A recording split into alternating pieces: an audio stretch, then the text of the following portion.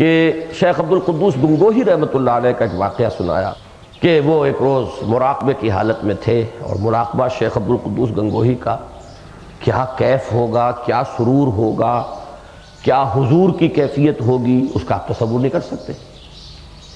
اب ادھر اقامت ہو گئی، قد قامت الصلاۃ، تو وہ جھنجھلا کر اپنے اس مراقبے سے نکلے، آ کے کھڑے ہو گئے۔ ظاہر بات ہے کہ اب یہ امتثال للامر ہے، حکم یہی ہے کہ نماز قائم رہے گی۔ یہ مجاہدہ مان نفس کی ضرورت نہ ہو انہیں، تب بھی دوسروں کے لیے تو مثال قائم کرنی ہے، ورنہ نماز کی اہمیت ختم ہو جائے گی۔ نمبر 3، اس میں شکر کا پہلو بھی ہے، لہذا کھڑے تو ہو گئے آ کر، بلکہ میں سمجھتا ہوں کہ اس میں نہ نمبر 2 تھا نہ نمبر 4 تھا۔ اس وقت جو وہ کھڑے ہوئے ہیں وہ صرف نمبر 1 اور 2 کے لیے کھڑے ہوئے ہیں، اسی لیے جھنجلا کر کہا کہ حضوری سے نکال کے دربانی میں کھڑا کر دیا۔ اس وقت جو کیفیت میں تھا وہ حضوری کی کیفیت تھی، اب جس جگہ میں کھڑا ہوں وہ دربانی کی کیفیت۔ بال نے صرف ان کا ذکر کیا ایک اور اعتبار سے کہ ایک ہے شعور نبوت اور ایک ہے شعور ولایت۔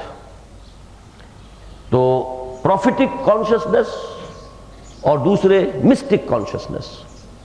تو یہ مسٹک کانشسنس ہے، اس میں عروج ہی عروج ہوتا ہے، نزول کے لیے آدمی تیار نہیں ہوتا، زمین پہ آنے کو تیار نہیں ہوتا۔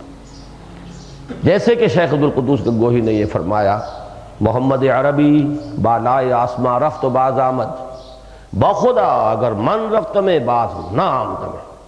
محمد عربی تو آسمان کے اوپر چلے گئے، واپس آ گئے، خدا کی قسم اگر میں پہنچ جاتا کبھی واپس نہ آتا۔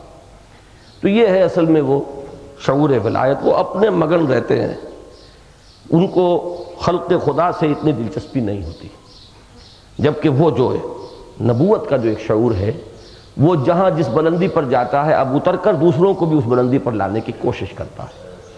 یہ جو ہے اصل میں یہ ہے رسالت کا اصل فریضہ کہ دوسروں کو بھی اٹھاؤ، ابھارو اور لاؤ۔ بہرحال